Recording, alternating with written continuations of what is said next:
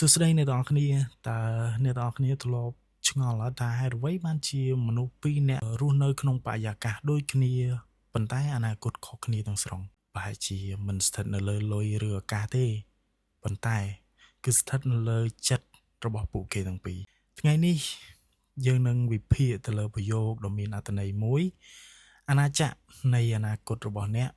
គឺជាអាណាចក្រនៃចិត្តរបស់អ្នកមនុស្សភាគច្រើនប្រហែលជាពួកគេគិតថាអនាគតត្រូវបានកំណត់ដោយសំណាងគ្រួសារឬក៏សង្គមប៉ុន្តែចិត្តវិទ្យាសម័យទំនើបនិងបទពិសោធន៍របស់អ្នកជោគជ័យមួយចំនួនគេបង្ហាញថារបៀបដែលយើងគិតនិងជឿជាក់មកលើខ្លួនឯងគឺមានឥទ្ធិពលមកលើការសម្រេចចិត្តនិងលទ្ធផលនាពេលអនាគតរបស់យើងខ្ញុំចង់ឲ្យអ្នកទាំងអស់គ្នាសាកសម័យជាមួយខ្ញុំបន្តិចយើងប្រៀបចិត្តយើងទៅនឹងអាណាចក្រមួយហើយក្នុងអាណាចក្រហ្នឹងមានស្ដេចមួយអង្គដែលអាចសម្រេចចិត្តគ្រប់អ្វីៗគ្រប់យ៉ាងទាំងអស់ហើយស្ដេចហ្នឹងគឺជាគំនិតនិងជំនឿចិត្តរបស់យើងអញ្ចឹងបើស្ដេចមួយអង្គនឹងពោពេញទៅដោយភាពភ័យខ្លាចភាពរាថយអញ្ចឹងអាណាចក្ររបស់យើងគឺពោពេញទៅដោយការដើរថយក្រោយប៉ុន្តែបើស្ដេចពោពេញទៅដោយភាពអង់អាចក្លាហានមានចក្ខុវិស័យវែងឆ្ងាយច្បាស់ណាស់អាណាចក្ររបស់យើងនឹងរីកចម្រើនឥឡូវនេះខ្ញុំសាកឲ្យហេតុផលទៅអ្នក3ចំណុចដើម្បីគិតពិចារណាទី1គំនិតបង្កើតសកម្មភាពអ្វីដែលយើងគិតរាល់ថ្ងៃនឹងคล้ายទៅជាទម្លាប់ហើយទម្លាប់នឹងคล้ายទៅជាសកម្មភាពហើយសកម្មភាពនឹងបង្កើតទៅជាលទ្ធផលល្អឬអាក្រក់ស៊ីសងទៅលើទម្លាប់របស់យើងទី2ចិត្តកំណត់ការមើលឃើញឱកាសមនុស្សពីរនាក់អាចជួបឱកាសដូចគ្នាប៉ុន្តែម្នាក់មើលឃើញថាវាជាឱកាសហើយម្នាក់ទៀតអាចនឹងមើលឃើញថាវាគឺជាបញ្ហាទី3អនាគតចាប់ផ្ដើមពីការសម្រេចចិត្តតូចៗមនុស្សមិនអាចផ្លាស់ប្ដូរជីវិតដោយការសម្រេចចិត្តធំមួយទេប៉ុន្តែការសម្រេចចិត្តតូចៗដែលយើងធ្វើជាប្រចាំហ្នឹងគឺជាឥទ្ធិពលដល់អនាគតរបស់យើងខ្លាំងមែនទែនអញ្ចឹងយើងត្រូវគ្រប់គ្រងទៅលើគំនិតអវិជ្ជមានហើយបំពេញចិត្តដោយចំណេះដឹងល្អខ្សែគប់មនុស្សដែលជួយលើកទឹកចិត្តយើងសរសេរគោលដៅជារៀងរាល់ថ្ងៃនិងចាត់ទុកការបរាជ័យគឺជាមេរៀននិងបទពិសោធន៍នៅក្នុងជីវិតរបស់ពួកយើងអញ្ចឹងអាណាចក្រគឺជាអ្វីអាណាចក្រគឺជាកន្លែងដែលមានការគ្រប់គ្រងមានច្បាប់និងមានគោលដៅហើយនឹងទិសដៅបើសិនបើចិត្តរបស់យើងគ្មានការគ្រប់គ្រងវានឹងប្រៀបដូចទៅជាអាណាចក្រមួយដែលគ្មានស្ដេចដែលពោពេញទៅដោយភាពច្បូកច្បល់នៅក្នុងនោះឧទាហរណ៍ថាយើងសាកប្រៀបចិត្តយើងទៅនឹងសួនច្បារមួយបើអ្នកដាំអ្នកនឹងបានផ្កាបើអ្នកទុកឲ្យស្មៅដុះដោយខ្លួនឯងស្មៅនឹងគ្របដណ្ដប់ទៅលើសួនផ្ការបស់យើងទាំងមូលឥឡូវខ្ញុំសូមលើក3ចំណុចបន្ថែមទៀតអំពីចិត្តទី1គឺចិត្តកំណត់គុណភាពនៃជីវិតអញ្ចឹងមនុស្សដែលអាចគ្រប់គ្រងចិត្តបានគឺអាចរក្សាភាពស្ងប់ស្ងាត់ទោះបីជាកំពុងទៅជួបវិបត្តិឬក៏ជួបបញ្ហាអ្វីក៏ដោយឧទាហរណ៍ថាសិស្ស2នាក់ដែលប្រឡងធ្លាក់ហើយម្នាក់បានបោះបង់ការសិក្សាចោលចំណែកម្នាក់ទៀតបើជាមិនបោះបង់ទេខំប្រឹងឡើងវិញខំប្រឹងរៀនឡើងវិញខំប្រឹងគុណនឹង1គុណនឹង2អីចឹងទៅដល់ពេលចុងក្រោយក៏ជោគជ័យនៅឆ្នាំបន្ទាប់អញ្ចឹងជីវិតរបស់គេក៏មានគុណភាពទៅតាមនឹងដែរទី2ចិត្តគឺជាប្រភពនៃភាពក្លាហានអញ្ចឹងមុនពេលដែលយើងមានភាពជោគជ័យដែលកើតឡើងនៅខាងក្រៅហ្នឹងគឺវាត្រូវកើតឡើងនៅក្នុងចិត្តជាមុនសិនឧទាហរណ៍ថាមនុស្សដែលចាប់ផ្ដើមអាជីវកម្មដំបូងគ្មានណាគេធានាបានថាវាជោគជ័យឬក៏បរាជ័យទេចឹងវានៅ50-50ឡើយទេប៉ុន្តែពួកគេត្រូវចាប់ផ្ដើមដោយជំនឿចិត្តមកលើខ្លួនឯងដោយមានភាពក្លាហាននៅក្នុងនឹងអញ្ចឹង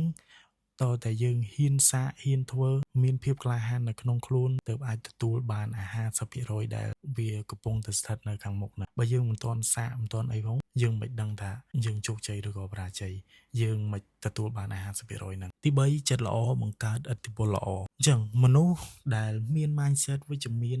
គឺអាចជួយជំរុញឲ្យគ្រួសារមិត្តភ័ក្តិក្រុមការងាររីកចម្រើនទៅជាមួយយើងឧទាហរណ៍បើយើងជាមេក្រុមហើយយើងជាអ្នកដែលជួយលើកទឹកចិត្តទៅដល់ក្រុមយើងអញ្ចឹងក្រុមយើងទាំងមូលច្បាស់ជាមានកន្លែងចិត្តហើយទោះបីជាកូនក្រុមយើងមានភាពអវិជ្ជមាននៅក្នុងខ្លួនឬក៏បាក់ចិត្តក៏អីយើងជាអ្នកជួយលើកទឹកចិត្តទៅដល់គាត់គិតអ្វីល្អមនុស្សគឺនឹងឆ្លងតាមគ្នាអូខេបើអ្នកទាំងអស់គ្នាកំពុងតែស្ដាប់មកដល់ចំណុចនេះអញ្ចឹងមានន័យថាអ្នកទាំងអស់គ្នាកំពុងតែចង់អភិវឌ្ឍខ្លួនឯងហើយអញ្ចឹងសូមចុច like បើសិនបើអ្នកទាំងអស់គ្នាជឿថាចិត្តល្អគឺអាចបង្កើតទៅលើអនាគតល្អសូម comment នៅខាងក្រោមវីដេអូនេះថាខ្ញុំនឹងកសាងអាណាចក្រនៃចិត្តរបស់ខ្ញុំចាប់ពីថ្ងៃនេះទៅហើយកុំភ្លេច subscribe និងចុចរូបសញ្ញាកណ្ដឹងដើម្បី ទទួលបាននៅវីដេអូថ្មីៗដែលអាចផ្លាស់ប្ដូររបៀបគិតនិងជីវិតរបស់អ្នកឥឡូវខ្ញុំសូមលើក5ចំណុចងាយៗដើម្បីយើងអភិវឌ្ឍនៅចិត្តរបស់យើងទី1គឺ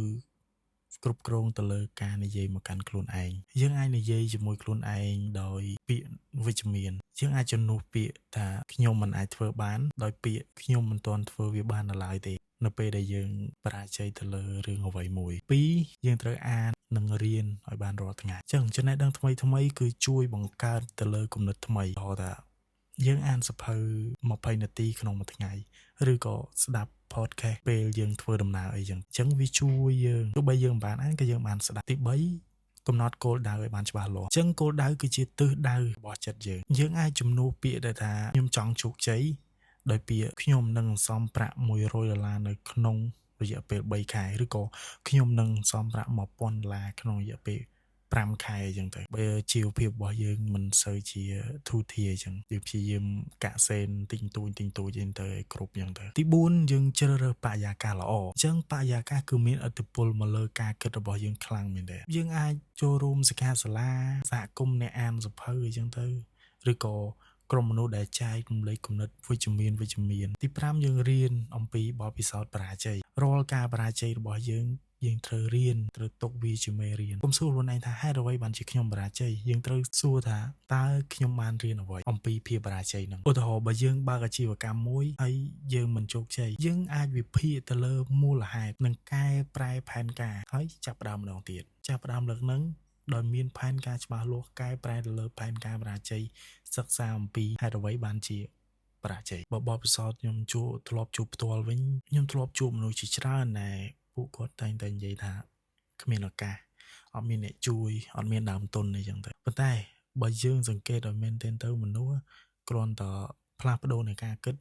នោះសកម្មភាពប្រចាំថ្ងៃក៏ផ្លាស់ប្ដូរទៅតាមនឹងដូចជាពួកយើងចាប់ផ្ដើមអានសៀវភៅចាប់ផ្ដើមរៀនចាប់ផ្ដើមសំលុយចាប់ផ្ដើមរៀបចំពេលវេលាហើយហ៊ានសាកល្បងនៅអ្វីដែលថ្មី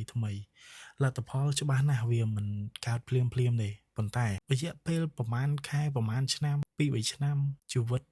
ច្បាស់ណាស់គឺនឹងផ្លាស់ប្ដូរដោយសារតែយើងហ៊ានសាកល្បងនៅអ្វីដែលថ្មីយើងហ៊ានសិក្សាអ្វីដែលថ្មីហើយវាបានបរៀនខ្ញុំឲ្យខ្ញុំដឹងថា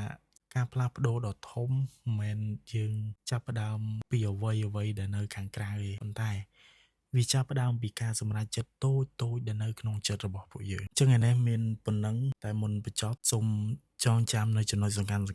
មួយចំនួនថាអនាគតរបស់អ្នកអាចចាប់ផ្ដើមពីគំនិតរបស់អ្នក mindset បង្កើតសកម្មភាពហើយសកម្មភាពបង្កើតលទ្ធផលបើយើងគ្រប់គ្រងចិត្តបានអ្នកក៏អាចគ្រប់គ្រងទិសដៅនៃជីវិតបានដែរហើយកុំចាំឱកាសប៉ុន្តែយើងត្រូវចាប់ផ្ដើមកសាងចិត្តដើម្បីឲ្យបង្កើតឱកាសវិញអាណាចក្រដ៏ធំបំផុតដែលអ្នកត្រូវតែឈ្នះមិនមែននៅខាងក្រៅប៉ុន្តែគឺចិត្តរបស់យើងអូខេសូមអរគុណចំពោះការស្ដាប់នៅវីដេអូនេះមកដល់ចប់បើសិនបើបងប្អូន